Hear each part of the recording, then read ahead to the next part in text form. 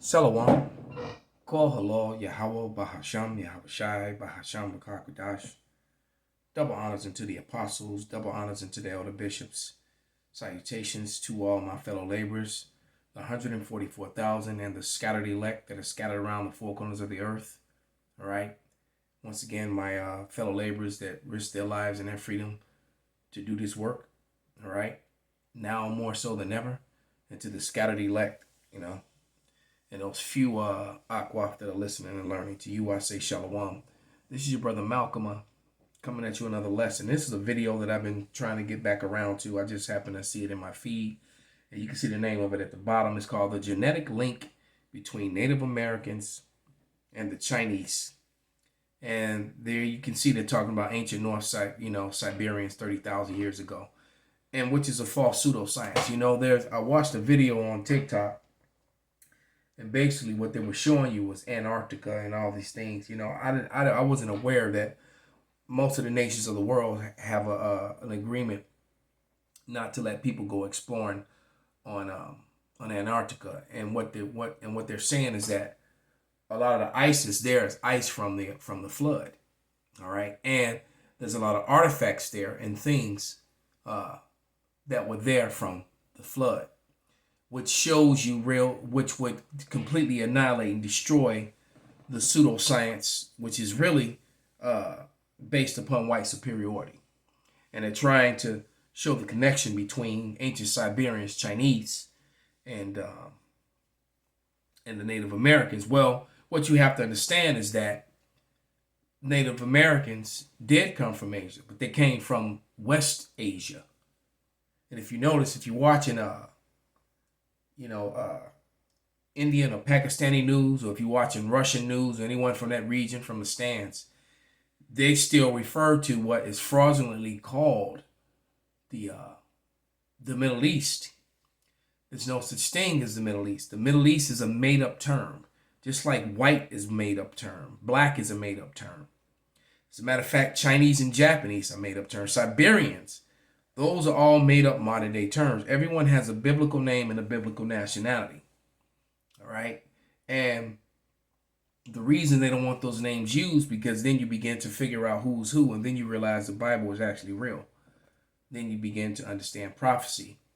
All right? And what people was what people in different times in history. All right? So this guy, so the first lie is 30,000 years ago. Well, I'm going to go with what the Bible says. As a matter of fact, let's go to Timothy. Let's go to 1 Timothy. Go to the scriptures. 6 and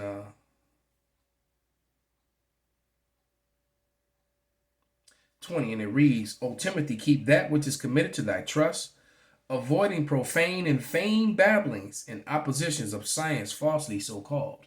Now, modern day society, all right, starting with the Renaissance being the rebirth of the Edomites, the Roman Empire, of the Red Dragon. Their rebirth was based upon religion, Christianity, and all that, and so they were mainly a so-called Christian society.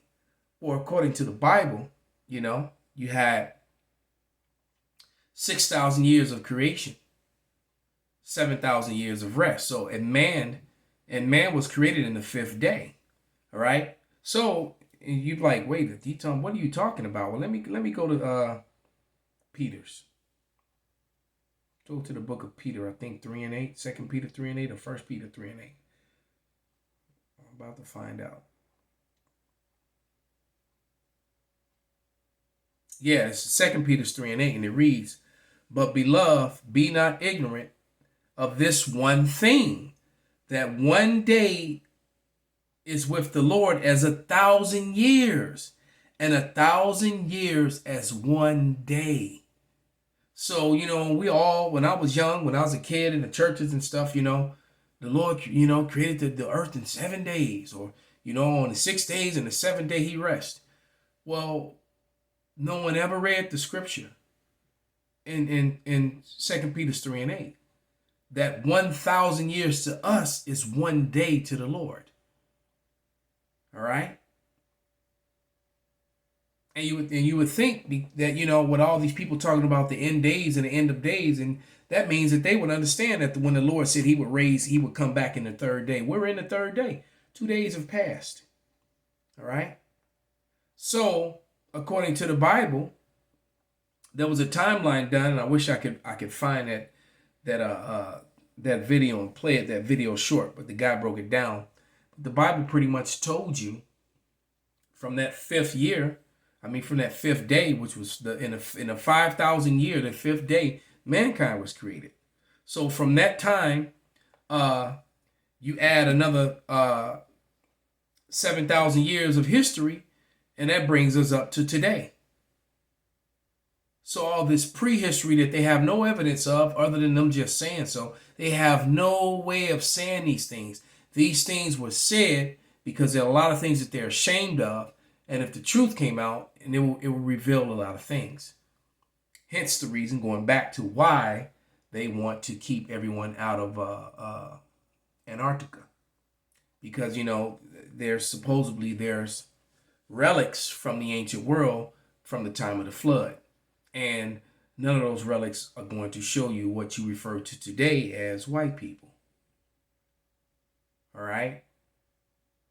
So, let's look at some ancient maps, because they're talking about the connection of the Native Americans to the Chinese. So here's a map. Let me bring it up. Of ancient Israel. All right. And knowing and understanding that, you see Ammon. Let's move it up a little bit. Wrong way. Ammon and Moab, which are the Chinese and Japanese. Ammon and Moab are also Shemitic, all right? Or what they refer to as Semitic. And you see Amalek down there in the south in Edom, all right? You see Philistia, which were Africans, not the Palestinians that are there today are mainly Ishmael. There's probably some mixture of Elam in there. That's what Arab means, because that was Elam and Ishmael did a lot of interbreeding. All right, but the Philistines were actually Hamites, were Africans. All right, known for their height. They were really tall. So those Watusi that are down in south in Africa, south of just what you're looking at on the map, south and a little bit westerly. Well, those are the real Philistines. All right. Manute Bol and his tribe, those people. All right. They were known for their height. They were really tall. And the average, Manute Bol, the people in their tribe, if you're 6'5", you're short. That's like an average height. They're average walking around like, 7 foot and 7 foot plus. All right. But nevertheless, Ammon and Moab, you can see they're right next to Gad, Reuben, and Manasseh. Gad and Reuben are what you call the Native Americans. They were interbreeding and mingling and marrying with Ammon and Moab. Hence the reason why so many of the Northern Kingdom have what they refer to as an Asian look. Now, guess what? They will say, this is the Middle East. All right. And this is the 12 tribes of Israel. 12. As a matter of fact, let me bring it down. There it is. All right. 1210 to 1050 BC, according to the book of Joshua. All right. So let's go back a little bit lower, get down a little bit lower on the map.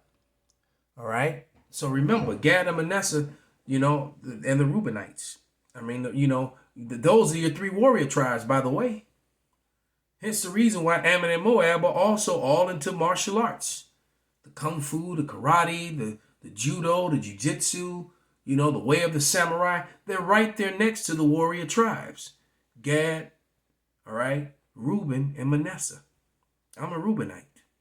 The Reubenites settled in Florida. And it tells you right here in the Holy Scriptures, all right? And guess what? What you're looking at is a map of Asia, what they fraudulently and falsely call the Middle East. Another term that they made up is Western Asia. So Ammon and Moab, who eventually moved way further east, The Japanese and the Chinese, sons of Shem, Shemitic people, or what they will fraudulently call a Semite, all right? They're also from Asia. So, of course, they're going to have intermingled DNA. Look, they're right next door to each other. All right, so let's go to the scriptures on the northern kingdom, which is Ephraim, Manasseh, Issachar, Zebulun, Naphtali, Asher, all right, Gad, Reuben, okay, Zebulun. That's your northern kingdom that went into the Assyrian captivity, all right? And they left the Assyrian captivity and came here to the America. There's even Jewish encyclopedias and almanacs that speak on this history. In the Jewish publications, they refer to America as Asareth, which is a place where the northern kingdom came to when they came into a further land where never mankind had dwelled. Because everywhere south of them, of this map that you're looking at right now, mankind had dwelled. Every place north of them, mankind was dwelling. Every place east of them, mankind was dwelling. But you go over to the other land, to a new land where never man, that was the Americas. All right? So they won't deny that the natives came here first. But where did they come from? Yes, they did come from Asia, but they didn't come from the Bering Strait. They came by way of sea. In between Madagascar, they emptied down into the Indian or Arab Ocean. In between Madagascar and Africa, down south around the Horn of Africa and over into the Americas. All right, the same route that Solomon's servant, what's his name? I can never remember that guy's name in Kings. All right, the Hamite, who was a friend of David and a friend to Solomon. All right, and he worked for them. Of course, they paid him, but he worked for them, and he would take these trips. It took him a year and a half to go and a year and a half to come back. All right, so that was it. So it was a 3-year trip, and he would come back with, gold, spices, and someone could put that scripture on the comment board. But he would come back with gold and spices and apes and peacocks, which means turkeys. Was talking about turkeys, and turkeys are indigenous to the Americas. So that's how we know that they were going to America. And this is the same place that the Israelites at the northern kingdom, all right, when the Lord said, go not into Samaria, all right, but go ye rather to the house of Judah, to the house, you know what I'm talking about. But this is 2 Ezra 13 and 40, and it reads, those are the 10 tribes which were carried away prisoners out of their own land in the time of Hosea the king, who Salmanassar the king of Assyria led away captive, and had carried them over the waters, and so came they into another land. And they took counsels among themselves that they would leave the multitude of the heathen and go forth into a further country where never mankind dwelt. No one had dwelt in the Americas. All right. Those Hamites that worked for Solomon had been going back and forth there, and they left those. That's where you get those Olmecs that are that were in Mexico. Those Hamitic, which people will think that these people once dwelled in. No, they left those. Why can't I think of his name right now? But they left those things there. That's how they got there. All right, from traveling, going back and forth to America, and the Israelites knew the way. That's how they knew to come there. All right, and it says that they might there keep their statutes, which they never kept in their own land, and they entered into the Euphrates by the narrow places of the river, and the Most High showed signs for them, and more than likely it was the chariots that guided them, the same way the chariots guided Cristobal Colon. That's why Cristobal Colon, also known as Christopher Columbus, knew he used the book of Ezra, and he used this very thing that I'm reading, and he also used Isaiah. He used the Bible, all right, and he also came with He came with Hebrew interpreters, 5 of them. There's record of that. The Torah is being like the main one. All right? He came with 5 Hebrew interpreters. Why would he come with 5 Hebrew interpreters looking for India? All right? India was just east of where this map is now. All right? India was just, east of there, east of where they are now. Because the Israelites would return from India to come back. We got scattered to all people. In the book of Acts, they were returning from India. One of the places they were returning from was from India. All right? To come to the Pentecost. All right? But it says, for the Most High then showed signs for them and held still. Damn it. And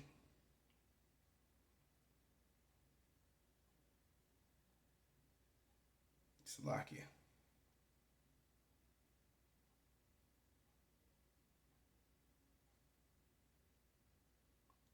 Right, and it says, I'm at verse 44, I lost my place. For the Most High then showed signs for them and held still the flood till they were passed over. So those signs were more than likely the chariots. He showed them the way to go. He guided them here because they had to come here so that in day prophecy, that all the prophecies of us being here in America had to be fulfilled. So that the northern kingdom and the southern kingdom, it tells you in Jeremiah 50 and 33, that they were in straits, they were in captivity together. Where? Here in the Americas. Right? When they had been apart for thousands of years. For I think almost 1,700 years, they were apart and mixing and mingling with different people. So they looked different. Different vibrations on them. And when they finally clashed again, they clashed during slavery. And immediately Ephraim and Judah started, getting along and doing things together. It's spiritual. All right? It says,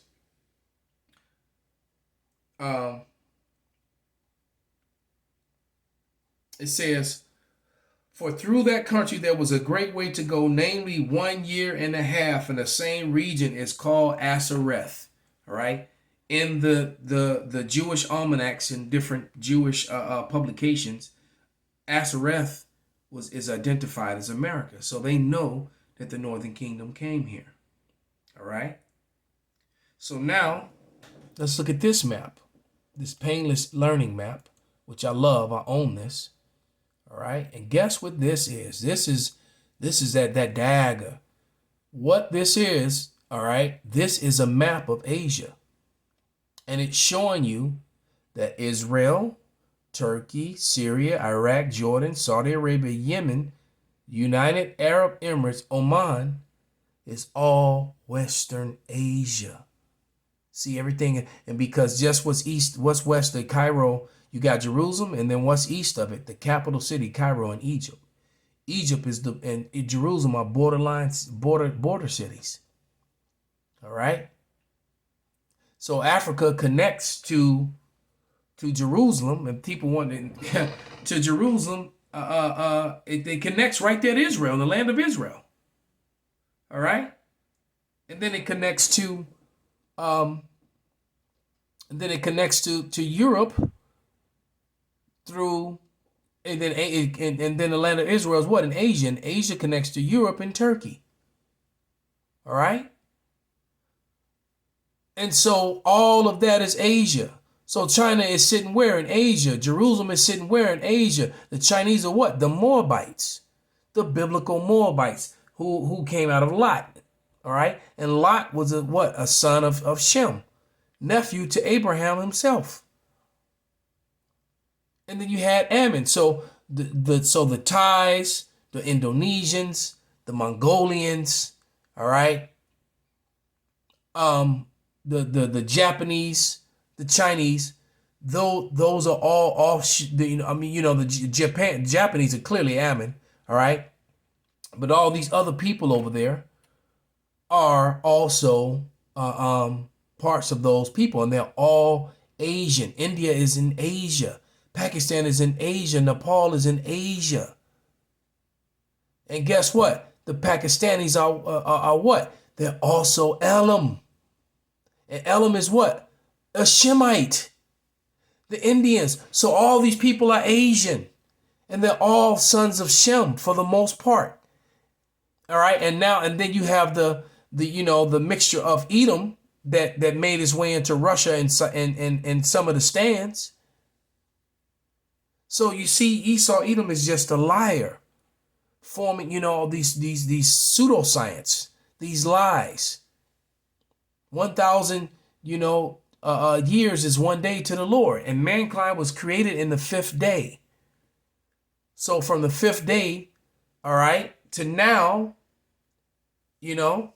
that you come. So literally the earth, give or take, is about 13,000 years old. So there is no millions and hundreds of thousands of years ago. That's to hide the fact that they were on their belly grunting. They were the cavemen during the dark ages. The curse fell upon them when they said upon their belly they would go. That was the time. The dark ages they were the wild men. That's why they call themselves Caucasian. All right, they got forced into the Caucasus Mountains. That's in Job, the 30th chapter. And then when they got dominion, after they used religion to get control over the earth, then they came with pseudoscience, and then they blended the two together. Right? So what they did was they took Ham, Shem, and Japheth and married them to Negroid, Caucasoid, and Mongoloid. And then they came up with all these lies. All right? So I've been wanting to, get at this video, but let me read one more scripture, right? Because this is really more so for new people, all right? And it may be a refresher to some of you people that's been, around for a while. But this is Job 13:4, and it reads, "But ye are forgers of lies, ye are all physicians of no value." They're doctors. They're not really physicians, all right? And the word doctor literally means to falsify. You know how when you doctor something up? All right, a physician heals. Doctors, well, that's something else. That's connected to that pseudoscience, to lies. All right? So I hope this was an edifying lesson. So I'll give all praises, glory, and honor to Yahweh, Bahasham, Yahweh Shai, Bahasham, Rakakwadash, Kwam Yasarala. Shalom.